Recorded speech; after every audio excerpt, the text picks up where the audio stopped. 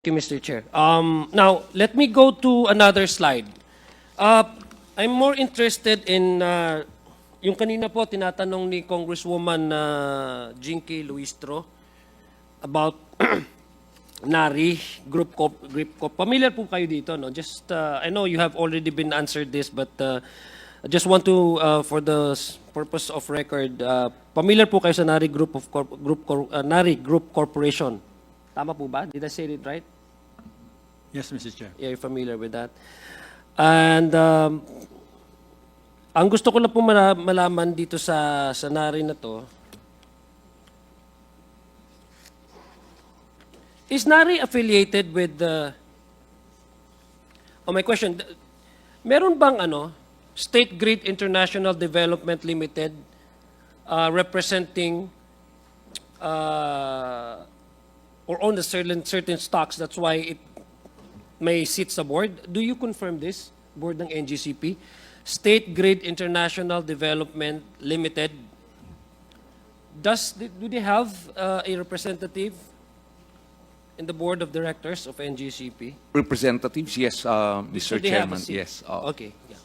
So, is State Grid International, a subsidiary of State Grid Corporation of China, affiliated with I think the State Grid International is a subsidiary Grid Corporation of China, is it correct? Of State Grid Corporation of Yes, China. of China. Yes, yes. That is correct. Okay. Okay.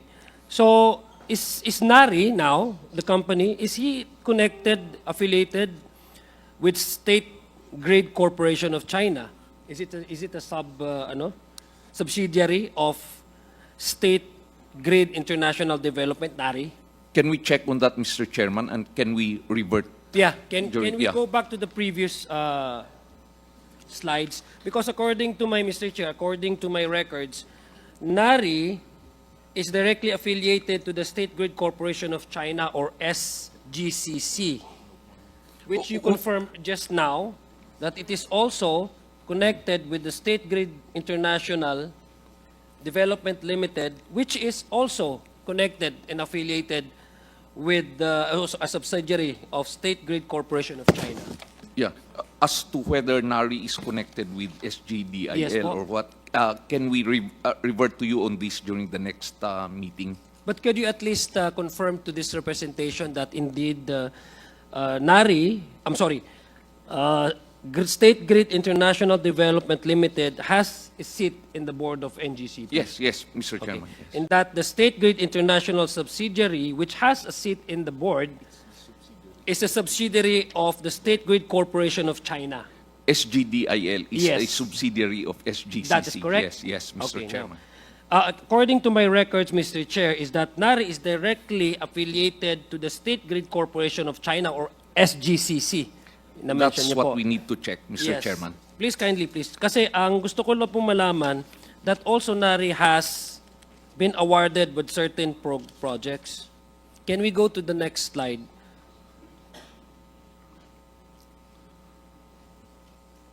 Next slide. Oh, no. Can you go back? Go back. One slide. Yes, that's Mr. Chair. Those are the projects that have been awarded to NARI Corporation. Andyan po, Luzon Voltage Improvement Projects, Stage 2, and many others. No, I will not enumerate to you po, Mr. Chair, Attorney Sagayo, but can you confirm, Mr. Vega, if these projects have been awarded to NARI? I confirm, Mr. Chair, the SCADA. No? But Yeah. for the rest, can we check, sir? Okay. Thank you.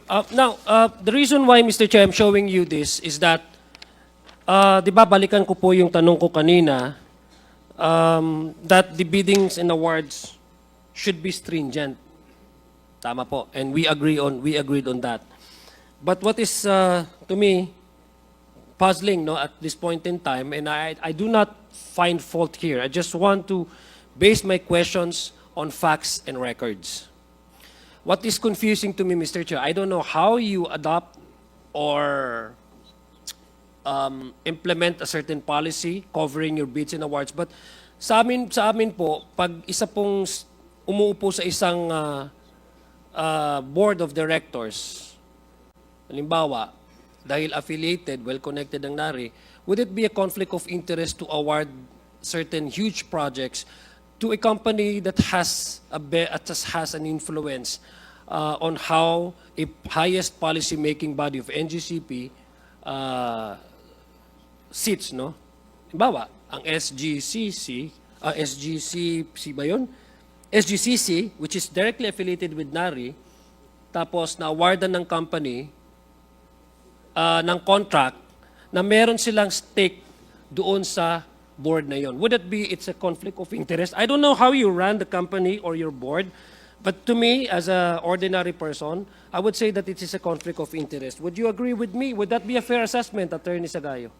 Yeah, as we have said, Mr. Chairman, just to be sure with respect to our reply, and if we undertake to check into this and revert. Yeah, Oo. because we're talking here of transmission lines po.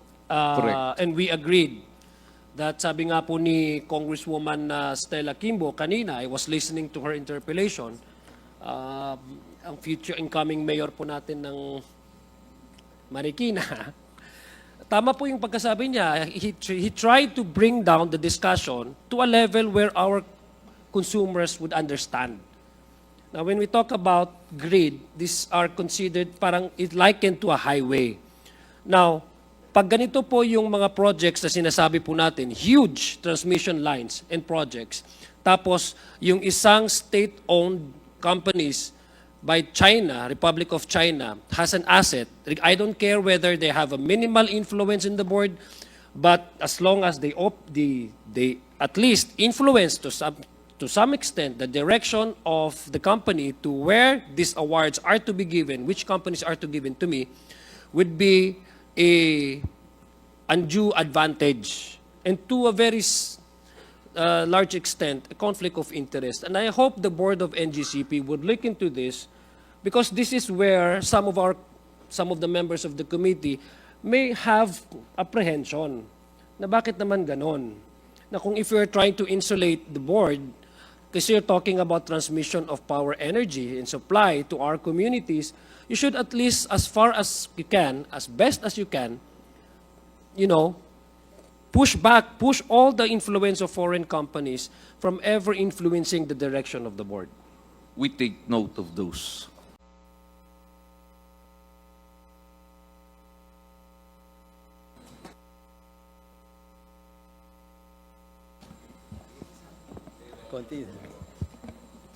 Thank you, Mr. Chair. Good evening, everyone. Just a few questions, Mr. Chair, sa NGCP. Sino kaya makakasagot? Attorney Sagayo, probably. Sir, magandang gabi po sa inyo. Good evening, Mr. Chairman. Good evening, sir. evening, Just Honorable gusto ko Congressman. nang balikan yung mga konti na pag-usapan sa last hearing. On paper, ang NGCP po ay nagmamayari 60% Filipinos and 40% owned by Chinese citizens. Tama po ba yun, sir? Tama po. Ang purpose po ng requirement na ito na itinalaga ng ating batas ay para masiguro na Filipino ang in control ng NGCP. Tama po ba? Tama po. Ito pong 40% na ito yung nagmamayari, please correct me, sir, if my statements are, yung State Grid International Development Limited o SGID, ito po ba yung 40%? Attorney State Sagayo? Grid Corporation of China po. Opo. Tama po. Yung SGID naman po ay isang subsidiary ng state-owned State Grid Corporation ng China. Tama po ba yun? Tama po. In other words, yung gobyerno ng China ang nagmamayari ng 40% ng NGCP, which controls the Philippine National Power Grid. Tama po, sir? Can you please repeat the question, Ms. In other words, yung gobyerno po ng China ang nagmamayari ng 40% ng NGCP. Parang state-owned po yan, Mr. Chairman. Parang sa atin po, parang government-owned or Opo, controlled kaya ko po corporation. tinanong yung nauna eh. Okay. Pero, so tama po. Tama po. So ito po ang gobyerno ng China na at present meron po tayong territorial dispute. Tama po? Tama po, Mr. Chairman. Doon sa West Philippine Sea. Kasi Attorney Sagayo po, sir, no? Yes po. I heard that you're also one of the directors of NGCP. Opo. Gano'n na po kayo katagal sa NGCP, sir? Since 2010, magkasama po kami ni Mr. C. 2010. 2010. So, kailan po ba pumasok yung NGCP? 2009 po ba? 09. Ang operations, the incorporation of NGCP is February of 2008. So, isa po pala kayo sa mga original na nandiyan dyan na. Hindi po. Kami po yung bumili sa shares ni Mr. Rason. Okay po. Opo. Yeah. Pero matagal na po kayo dyan. So, isang dekada na, mahigit po, no? Opo. Base po sa isinumiti na General Information Sheet, ang chairman of the board ng NGCP po pasensya po, medyo nahihirapan akong basahin eh. Zhu Guan Chao. Tama po ba yung pronunciation ko? Tama po, Mr. Chairman. Na isang Chinese national na taga Beijing, China. Tama po. Tama po. Ang ibig sabihin po nito na kahit 40% owner lang ang mga Chinese ng NGP, siya po ang naitalagang chairman. Tama po, sir? Chairman. Opo. So kayo po, bumoto rin po kayo. Kasama po ba kayo sa mga bumoto at pagpili ng chairman ng NGCP? As a member of the board, yes po. Kaibigan niyo po ba tong si Zhu Guangzhou? On a personal capacity, sir? Siguro po what I can say is kakilala po. Because I seldom see him. He's only here during board meetings. Okay po. Opo. Ako lang po, medyo nababagabag. Hindi niyo naman po siya personal na kaibigan. Binoto niyo po siya bilang chairman. Pinili Opo. niyo po siya. Opo. Bakit po kaya? Bakit po siya ang pinili ninyo? Kasi po sa the way, lahat po kasi ng executive officers ng NGCP, President, Chief Technical Officer, Chief Financial Officer, Corporate Secretary, Assistant Corporate Secretary, HR, lahat po yan Filipino. Ang mga Vice Chairman po ng board, Filipino Sorry din to po. cut you, sir. Sure. Limited time lang po kasi Opo, tayo. opo. I hope that you could just answer the question. Ano po yung reason kung bakit pinili niyo po si Mr. Zhu Guangzhou Chao as bilang yung chairman po ninyo? Kasi nga po yun, lahat po ng positions ng NGCP, puro Filipino ang nandyan. So we deemed it, anyway, ang chairman naman ng board, nag-preside lang naman during meetings. Sir, I'm sorry, with all due respect, sir. Opo. Yung lang po, we're just talking here. You Opo, don't have to opo. be over-defensive of the question.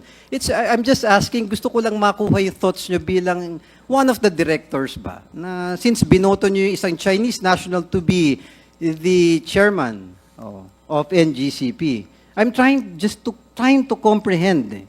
Ano po kaya yung personal reason ninyo? Other than yung binabanggit nyo na superficial, bakit po siya ang pinili ninyo bilang chairman ng NGCP? Personally po, Mr. Chairman, yan lang po ang rason on my part. Na Dahil parang gusto nyo siyang pagbigyan, dahil yung iba Pilipino na. Yung chairman, ibigay naman natin sa mga Chinese. Yun po ba yun? Kasi anyway naman po, number one, hindi naman po illegal. Yeah, no, sir, don't be... yeah. Sa akin lang, sir, no, with all due respect again, Opo, sir, opo. You don't have to be over-defensive. I'm not saying that there's something illegal or may kamalian. I'm just trying to ask. Correct. Na sa inyo po, ako kasi pag bumoboto ko, pinag-iisipan ko eh. Yung simpleng sidecar driver doon sa amin sa Tondo, pag bumoboto, tinitignan niya yung pagkatao ng tao.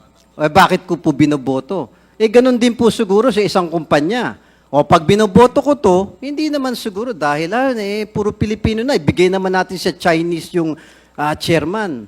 Gusto ko lang pong makita without over-defending, sir, na wala namang illegal. No one here. Ako na po una, hindi ko naman sinasabi na illegal. Tinatanong ko lang po, with all due respect, Attorney Sagayo, bakit po ninyo binoboto ang isang Chinese national to be chairman in your own decision nyo po? Bakit po kaya siya ang pinili ninyo? Ano po ba? Sa akin, frankly po talaga, Mr. Chairman, yan lang po eh. At saka minority shareholder po sila, partner po sila. So, since nagpre-preside lang naman ng meeting, during board meetings, kahit paano naman as minority shareholder, baka okay lang na, I mean, may right din naman sila to become also an officer. No, of the sure. Yeah, corporation. I understand. So, just take your answer for what it is, sir. Ako lang kasi, iniisip ko, baka may rason talaga na deeper than that. No? So, yun lang. Gusto nyo lang pagbigyan yung mga Chinese na ibigay na natin yung pagiging chairman doon sa Chinese dahil yung iba Pilipino naman. Yun po ang rason ninyo. Tama po ba, sir? Is that right, sir? Kasi may right din po sila as minority shareholder nga po. So,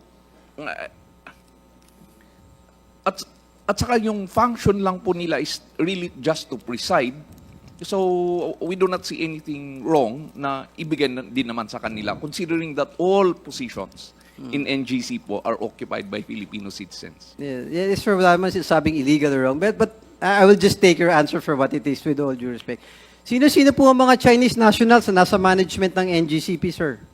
Wala po, Mr. Chairman. Wala po. Wala po kahit isa. Wala po, Mr. Chairman. Oh,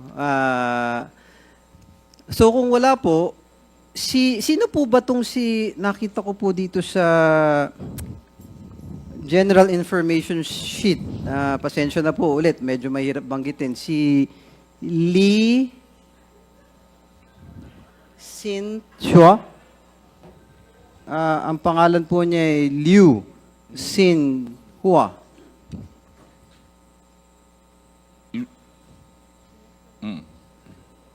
Luis Sinhua, Mr. Chairman. Sino po Director. siya? Director po. Ano po Opo. ang function siya sa NGCP? Director po, Mr. Chairman, ng NGCP. Yun lang po. Opo. And Chairman of the Board Audit Committee. Chairman of the Board of Audit Committee. Opo. Paano po siya naging chairman of the board ng Audit Committee? Binoto rin po siya? Yeah, he was selected also. Sino po namili? Ng Board Audit Committee din po. At saka board ng NGCP. So, hindi lang po yung chairman ang Chinese na nakaupo. Hindi lang, plus the Board Audit Committee. Pangalawa po to na Chinese. Opo, opo. Sino naman po si Liu Xiao? Pasensya na po, parang puro Chinese. Yung dila ko, hindi pang Chinese talaga. Mr. Chair, Liu Xiao. I do not know he... Hindi niyo po siya kilala? No. Hindi po. Sino po si Wenbo? Wenbo, I think you're referring to old directors who left already the company. Yeah, just tell me, sir. So, Wenbo Wenbo is... used to be a director of NGCP po. Kailan po siya umalis? 2015? Used to be... A director po. Ano pong function niya other than being a director? There was a time po that he was the chief technical officer of NGCP. Sir, yung mga Chinese na kasama namin ay na sa NGCP ngayon, I'm assuming that they applied and were granted an alien employment permit by the Department of Labor and Employment. Tama po ba? Lahat po ng Chinese na nasa amin po ngayon have all the appropriate visas issued And they by were the Philippine given that government. position dahil wala pong Pilipino na makagagawa ng kanilang tungkulin. You're referring to CTO ngayon as we speak Yung now po? mga Chinese po na nasa inyo po ngayon. Yung mga Chinese po ngayon na nasa amin po, walang nag-o-occupy ng executive positions or managerial positions. They are just members of the board. So wala na po tayo sa technical management or anything. Wala po. Yes, the reason why I asked the question, Your Honor, dahil under Section 40 of our Labor Code, the employment permit that is issued for non-residents and aliens to be applicant employer at the determination of non-availability of a person in the Philippines who is competent, able, and willing at the time of application to perform the services which an alien is desired. Yung meaning ko po, yung mga dapat ma-pass on na technical aspects ng Chinese sa atin, dapat maipasa na sa mga Pilipino. Tama po ba? Opo. So it is your stand, sir, na wala naman talagang authority, control, or anything of vital position ang mga Chinese national sa NGCP. Wala po.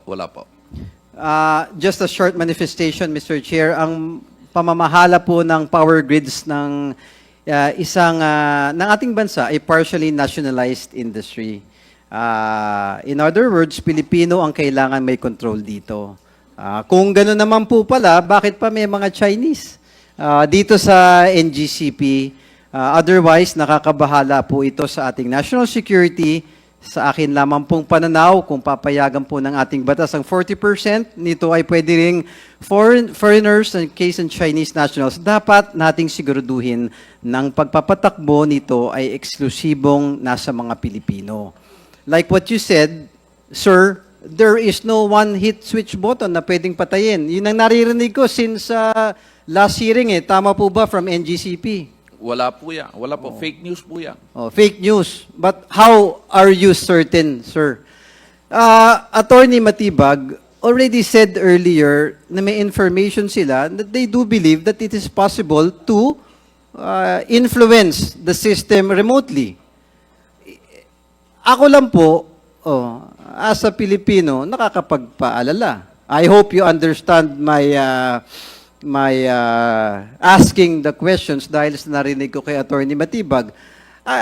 Sa akin lang, Attorney Sagayo, siguro hindi naman po masama na pakinggan ninyo at i-validate ninyo yung sinasabi ng kapwa Pilipino instead of simply refuting everything right off the bat. No, I think as Filipinos, we should all work together. Like I always said, sinabi ko sa nakarang hearing, Mr. Chair, wala pong magmamalasakit sa ating mga Pilipino, kundi tayo rin kapwa Pilipino. So I appeal, NGCP. You know, naghihiring tayo dito, naglalabas tayo ng mga information. There are valid queries by the members. But sometimes, ang naririnig namin sa inyo is over-defensive, na para bang tila bagang mali ang tanong ninyo. Ito ang dapat. Wala pong illegal. Lahat tama. Hindi porke walang illegal, ayos na sa national security natin. There are times and instances that the laws can be circumvented. We should not allow it as Filipinos, and our primordial concern is the sovereignty of our country. As Filipinos, we should be patriots. Sir, you said earlier na patriots kayo. O di kung may narinig kayong Pilipino na nagsasalita, with all due respect, sir, na may concern, let's validate it. Let's be sure. Kung may mamanipula sa grid natin, sasabihin ba naman sa inyo na hindi namin kaya o kaya namin? Natural, itatago ng ibang bansa.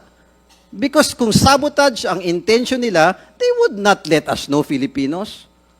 Itatago sa atin at gulpi-digulat ang aabutin nating mga Pilipino.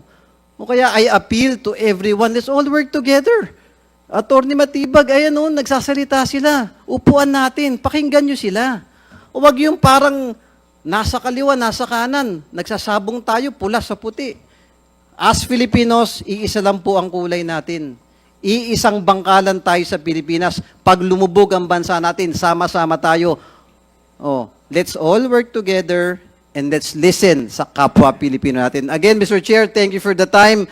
And if I may just emphasize, lagi ko pong sinasabi, tayong mga Pilipino, wala talagang tutulong at magmamalasakit sa atin, kundi tayo rin kapwa Pilipino. Thank you very much, Mr. Chair. The Honorable Ernest Junicio of the 1st District of Manila. We now proceed. The Honorable Alonto. Thank you. Please. Thank you, Mr. Chairman. A'udhu billahi minasyaitanir rajim. Bismillahirrahmanirrahim. Assalamualaikum warahmatullahi ta'ala wabarakatuh. Magandang gabi po sa ating lahat at isang masayang Pasko sa ating pong lahat. Mr. Chair, I'd like to premise my questions on two grounds. First, Mr. Chair, I represent a community where it is well located within the operation of NGCP. I come from Lanao del Sur, 1st District, and as you know, NGCP is heavily invested and operated within my area. The generation, power generation comes from the lake. I think more than 50% of the supply of power supply to Mindanao, and even as far as Visayas, comes from the hydroelectric power supply that we generate from Lake Lanao, which is right outside my doorstep. Literally, I was actually living just near the lake. Secondly, Mr. Chair, the issue on whether or not there seems to be a apprehension on the issue of national security. This has been widely and exhaustively discussed 10 years ago, Mr. Chair.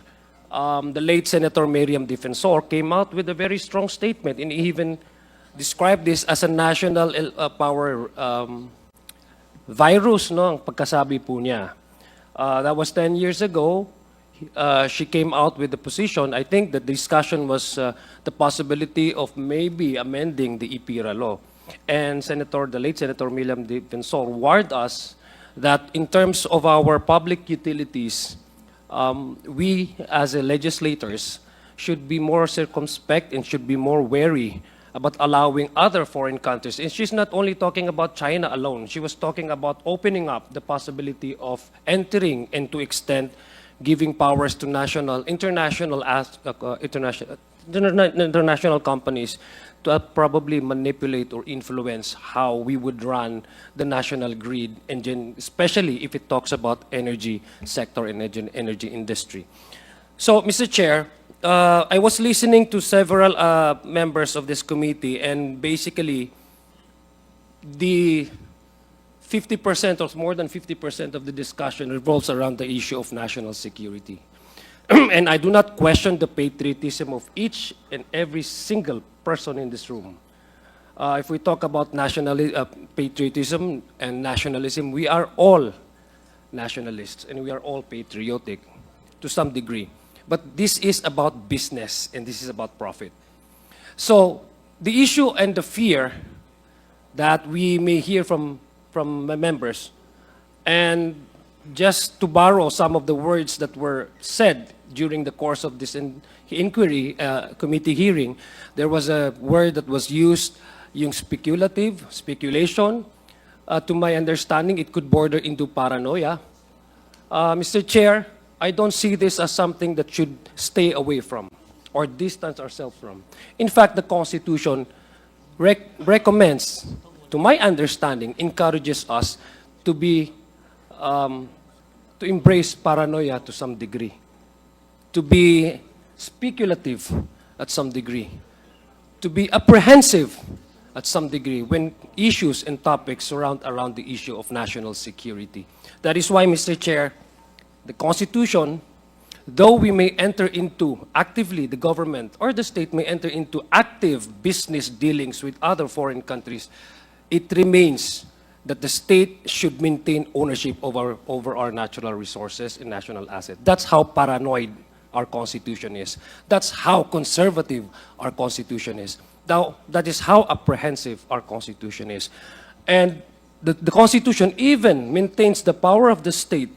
Those companies who are applying to do business using public utilities to exploit our natural resources to the House of Representatives and to some extent to Senate. That's why you have the Ngcp now requesting or applying for your franchise, because it's a state power that maintains by the Constitution to the House of Representatives. That's why, Mr. Chair, this honorable committee is hearing the franchise of Ngcp. That's how apprehensive, that's how paranoid, that's how conservative, and that's how speculative our Constitution. So when it comes to issue on national security, in fact, Mr. Chair, I'd like to state that we're talking here about power and energy. Constitution is very, very specific. Article 12, Section 2.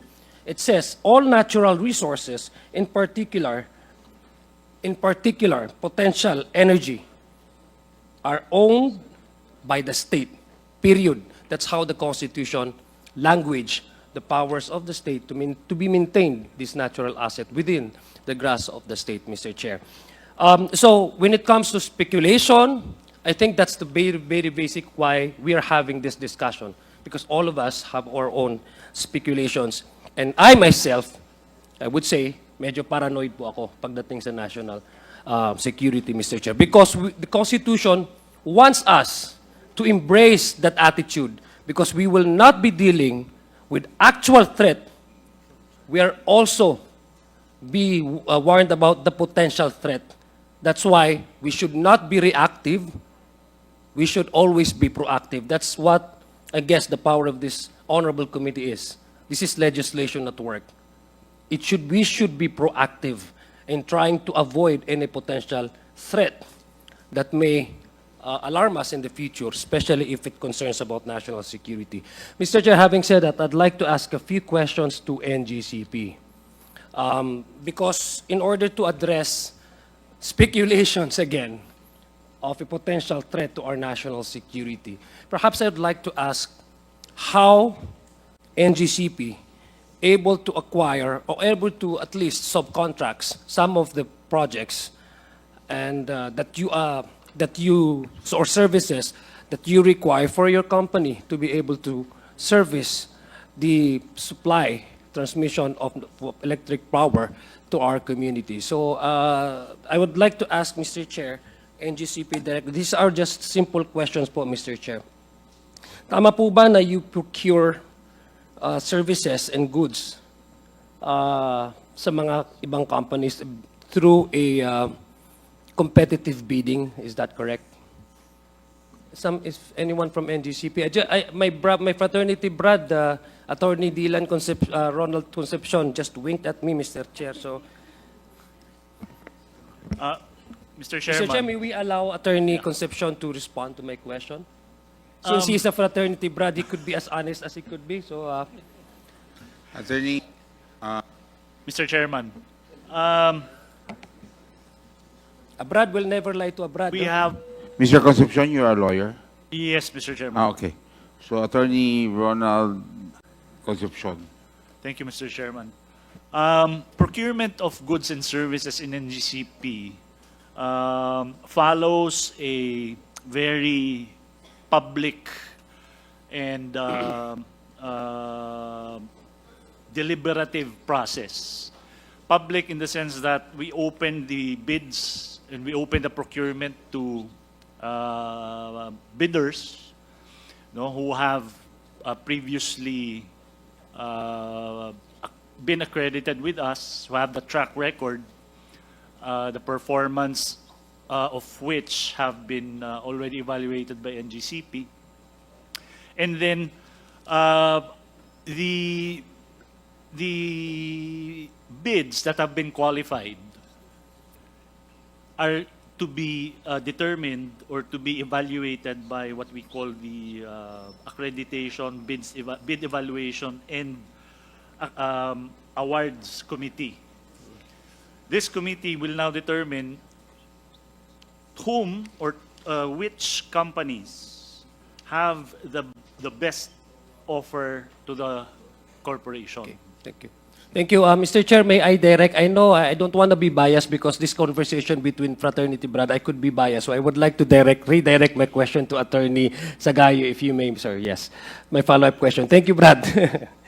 So, Welcome. meaning to say, jumping off from the response of Attorney Concepcion, Attorney Sagayo, so ibig sabihin po, yun ngayong may bids and procurement committee po kayo, tama ho ba? Tama po, Mr. Chairman. And I would assume that the bids and procurement committee is compliance with the stringent processes. Definitely, Mr. Chairman. We go through we vet suppliers, we thoroughly vet contractors. Yeah, because We do, Mr. Yeah, Chairman. Thank you, Thank you po, Attorney, Mr. Chair. Mr. Chair, kasi kanina po nasabi po ni Brad, Attorney Ronald, and it's a good thing that you mentioned about yung background check, di ba? Because in bidding process, you do not only measure the capacity, the assets of the company to be able to deliver the services or the projects that you intend to award to that company, but you also do vetting processes in by way of checking the background of each of these companies. Is it correct? We do. And partly the reason why you are checking the background of each of this company, because you're opening up also the bidding, because you're talking about huge projects, di ba? So meaning to say, there's a possibility that local contractors or local companies may not qualify to these projects. That's why you're opening up and widen the scope for other foreign companies to also submit their application for a bids awards. Tama ho ba? Tama po. And the reason why you're also doing background checks, it's because part of your security of transmissions of asset, and this is very, I'd like to, Mr. Chair, point it out that according to the process by which NGCP evaluate and mitigate the possible awards, kasi you're talking about national security, ay nakalaan po dito yung security study ninyo, risk identification, risk mitigation measures, Mr. Chair, that would guide your bids and awards committee to do the vetting processes of each of the foreign companies that that applies for this for the projects that Correct, you're about to deliver or you're about to award. Kasi it also speaks not only for internal organization processes of NGCP, but it also speaks about the national security concerns. Tama po ba? Tama po. Tama po. Okay. So yung para dun sa mga suppliers and contractors po, no? Tama po ba yon? Tama po, Mr. Chairman. Okay. Thank you. Mr. Chair, I'd just like to invite the attention of everyone here, especially NGCP, since we're talking about a very stringent bids and awards committee that you open up to not only local companies but even foreign companies to be able to participate. I'd just like to, kasi in the last previous hearings, Mr. Chair, I believe there was a request by the committee to submit the list of all those companies that have already been awarded with certain contracts or certain projects. And I have here, Mr. Chair, this is based on the list of contractors to whom NGCP awarded this project. This is also a letter, I guess, dated January 6, 2025, a list of the contractors per project since 2009. And there seems to be a list of all the contractors, but I just want to follow up on certain number of foreign contractors, which apparently happens to be Chinese-owned, no? Alaman po natin ng China, there's no such thing in China as privately owned companies, no? I mean, we all know it by to the letter and as a fact that China is a communist party. So all companies, huge companies, it's either owned directly by the state or substantially owned by the Chinese Politburo. No, there's no such thing as free market in terms of companies existing or operating within China. So all these companies have a tremendous interest by the Chinese Politburo. And when you talk about Chinese Politburo, you're talking about Chinese Communist Party, and you talk about Chinese Communist Party, you talk about China in particular. So let me just ask our Secretariat here if you can just flash some of those list of companies that have already been awarded with contracts. These are 18 companies, Mr. Chair. Meron ba dyan? Mr. Chair, I'd just like to zero in on some, andyan ba yung ano? I hope, Mr. Chair, this will not be deducted from my time. Are we ready, our technical persons? But at any rate, let me just ask na lang, no? Ayan. These lists are from NGCP po. Let me just be selective. Yung sa 12, yung sa China Ngcp Engineering Company Limited, Ngcp. Mr. Chair, for the information of the general public, for brevity, this corporation is a subsidiary of Sinomac, or the China National Machinery Industry Corporation. Sinomac, Mr. Chair, in turn, is a state-owned enterprise of the People's Republic of China. Would you confirm this, that you have a contract that was awarded to China Ngcp Engineering Company Limited?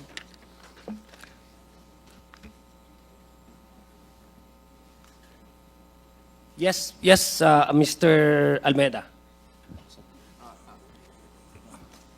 We confirm, Mr. Chair. We Okay. have a process. See, thank you very much. And that Sinomac, just recently, I guess, Mr. Chair, has constructed on March 28. I think this has already been, ano no? Tapos na po itong project ng Ricuri. Can you ask the next slide? Yeah. So that's a project, Mr. Chair. The total contract value of $73.04 million. This is the Chico River Pump Irrigation Project. Would you confirm that this actually happened, Mr. Chair? Attorney, Mr. Rico Vega? Mr. Chair, that is not an NGCP project. Okay, that's not in GCP. Oh, that's the picture. Okay, thank you very much. This is a good thing about having this presentation because you can either confirm nor deny, no? So thank you. But Mr. Chair, KAMSI, according to our research po, the Sinomac, no? KAMSI is also the barred entity according to Asian Development Bank's database. Can we follow the next slide? Can we present the next slide? The reason why I'm showing you this po, Attorney Sagayo, is to dispel the rumors that we are closing the gap. If possible, walang portal to any foreign manipulation sa ating transmission ng energy power. No? Okay. This would anyway provide this committee and for your understanding as well na kailangan talagang tamang yung sinabi ni Congressman Ernix na tama magkakasama-sama tayo dito pagdating sa pagprotekta na ating national sovereignty. No? Sure. So, would you know, Mr. Chair, Attorney Sagayo, were you familiar that the same company has already been, according to Asian Development Bank's database, that there was a report of an anti-corruption integrity standards violation on the grounds of anti-corruption integrity standards. So, according po sa Asian Development Bank, ay ban po itong kumpanya na ito. The barred entity according to the classification of Asian Development Bank. And even corroborated also by the World Bank that this company has committed so much violations in other countries. Would you be familiar with this, Mr. Chair, Attorney Sagayo? Can you confirm if my research and my document is correct?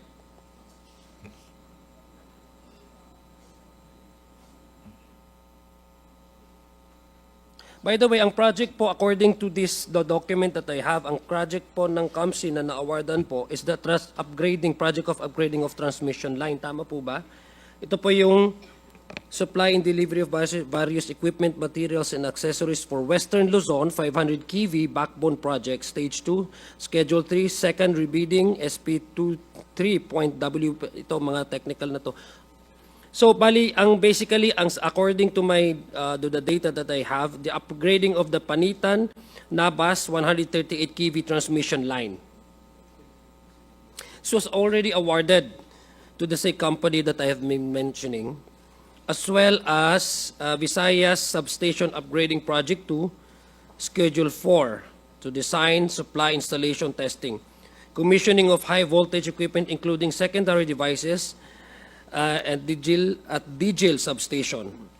Visayas Substation Upgrading Project 2, again, rebidding offshore portion. So there are all the, can we ask our technical people to please show those projects and that have already been awarded to this company. Can you confirm, Attorney Sagayo, Attorney Rico, have you already awarded all these projects to this company? Can we request to again show the list Okay.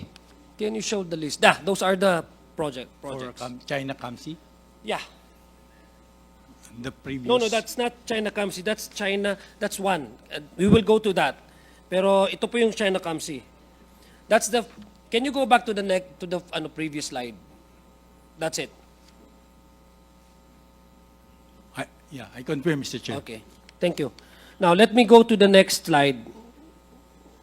Fujian Electric Power Engineering Company. The slide that you just shown earlier before we ask you to go to the. There's another company, Fujian Electric Power Engineering Company, which also has which you awarded the project of 2030 kVE, Reinforcement Project Stage 2 sa Bataan. Supply and delivery of high voltage equipment and materials. Meron din po dyan. But do you confirm that this company also has been awarded with several of these projects? Itong Clark, Mabiga, 69 kV transmission line project, Dasmariñas, 500 kV substation, fifth bank transformers, and the list goes on. Can we ask our secretariat to please show the slides?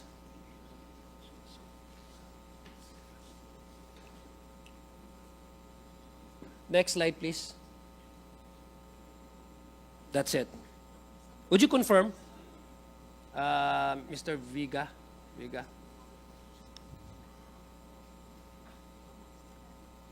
Mr. Chairman, I confirm, sir. You confirm. Okay. Thank you. Thank you, Mr. Chair. Now, let me go to another slide. I'm more interested in yung kanina po tinatanong ni Congresswoman Jinky Luistro about NARI group. Familiar po kayo dito, no? Just I know you have already been answered this, but I just want to for the purpose of record, familiar po kayo sa NARI NARI Group Corporation. Tama po ba? Did I say it right? Yes, Mr. Chair. Yeah, you're familiar with that. And ang gusto ko lang po malaman dito sa NARI na to, is NARI affiliated with the...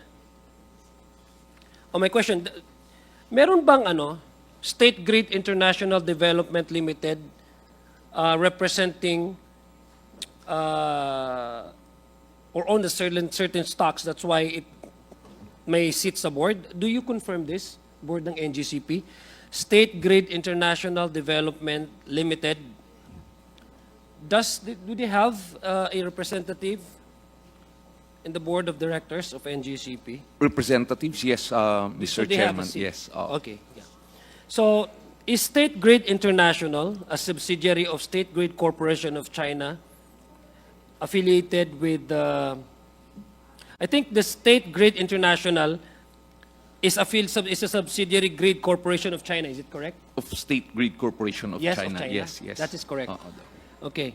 So, is NARI now, the company, is he affiliated with State Grid Corporation of China? Is it a subsidiary of State Grid International Development, NARI? Can we check on that, Mr. Chairman, and can we revert? Yeah, can we Yeah. go back to the previous slides? Because according to my records, NARI is directly affiliated to the State Grid Corporation of China, or SGCC, which you confirmed just now that it is also connected with the State Grid International Development Limited, which is also connected and affiliated with a subsidiary of State Grid Corporation of China. Yeah. As to whether NARI is connected with SGDIL Yes, po. or what, can we revert to you on this during the next meeting? But could you at least confirm to this representation that indeed NARI, State Grid International Development Limited has a seat in the board of NGCP? Yes, Mr. Okay. Chairman. Yes. In that the State Grid International subsidiary, which has a seat in the board, is a subsidiary of the State Grid Corporation of China. SGDIL is a Yes. subsidiary of SGCC. That is correct? Yes, Mr. Okay, Chairman. now, according to my records, Mr. Chair, is that NARI is directly affiliated to the State Grid Corporation of China, or SGCC. Na-mention That's niyo what po. we need to check, Mr. Yes. Chairman. Please, kindly, please. Kasi ang gusto ko lang po malaman that also NARI has been awarded with certain projects. Can we go to the next slide?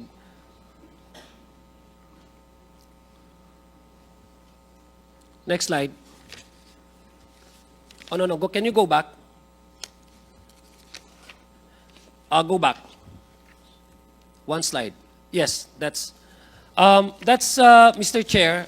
Those are the projects that have been awarded to NARI Corporation. Andyan po, Luzon Voltage Improvement Projects, Stage 2, and many others. No, I will not enumerate to you, po, Mr. Chair, Attorney Sagayo. But can you confirm, Mr. Vega, if these projects have been awarded to NARI?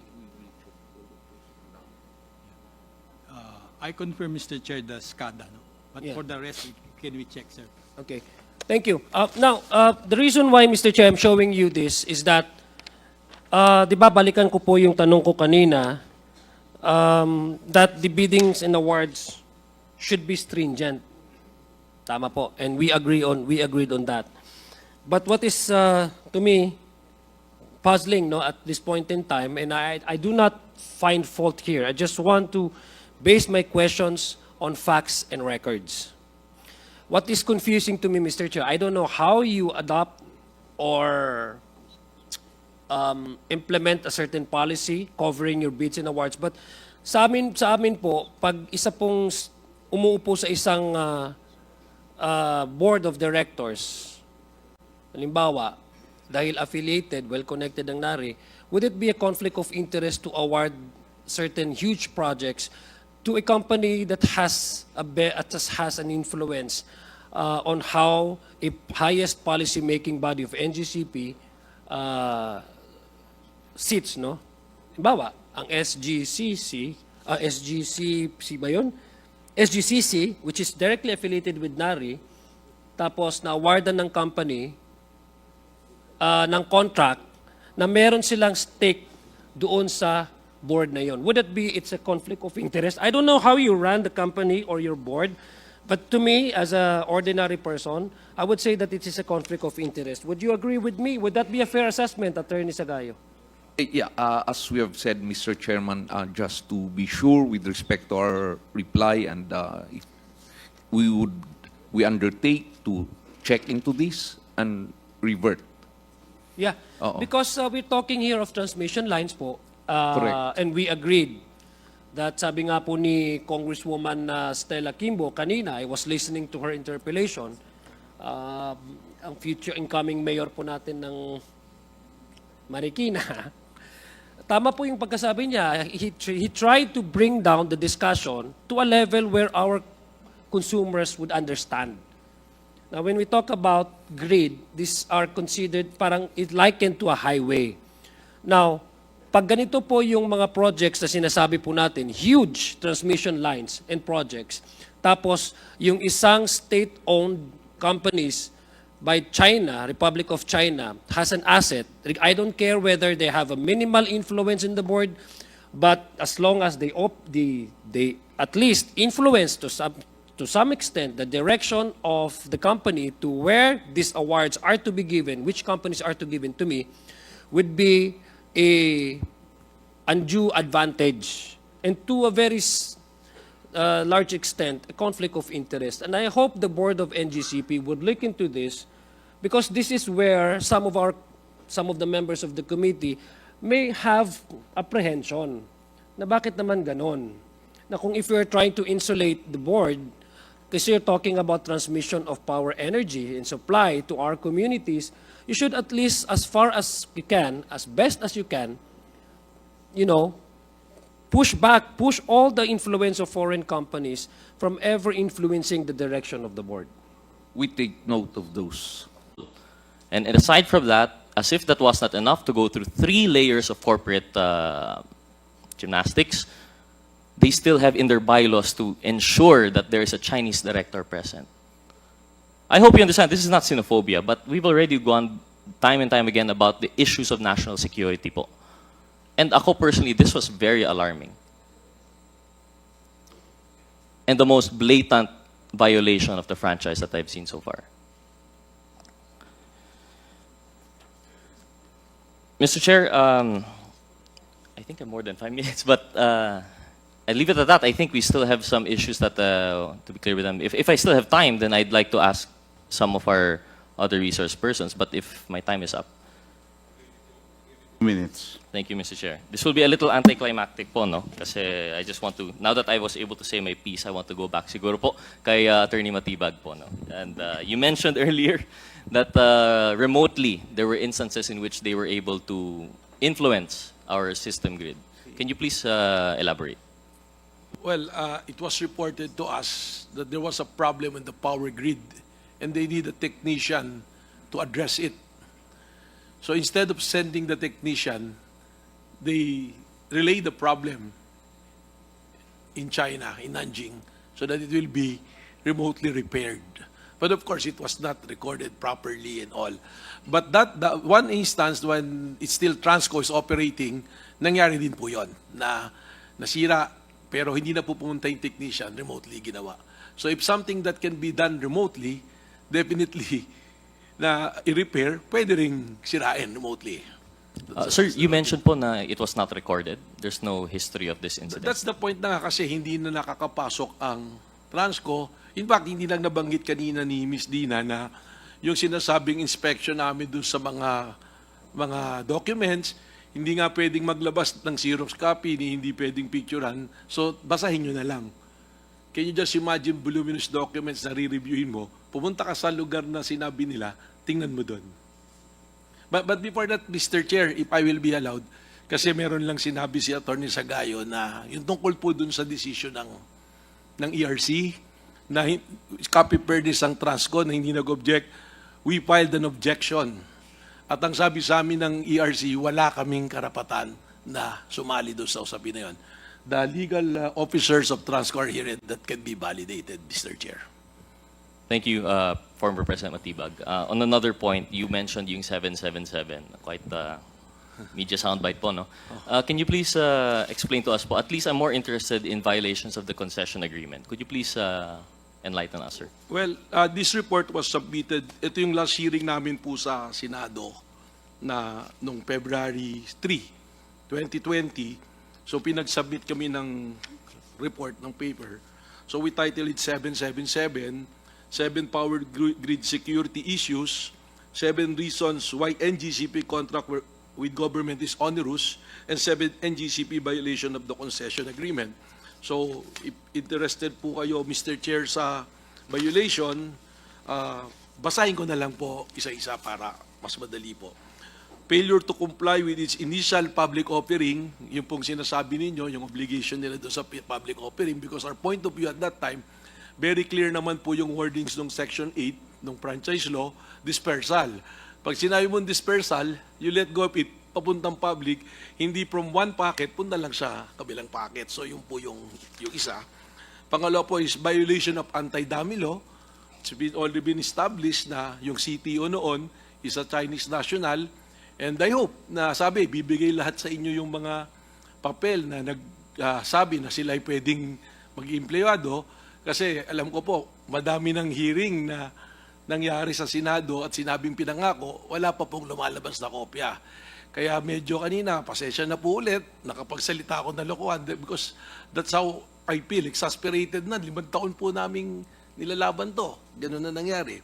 So violation of anti-dummy law, number 2. Number 3 is engaging in business without prior consent because under the concession agreement, any business na hindi po transmission of high voltage electricity, na yun lang po yung binigay sa kanila talaga, ay dapat ipaalam po sa PISAM, sa Transco, ay meron po silang mga nilagay na facilities doon na telecommunication, meaning they're already been engaging in telecommunication.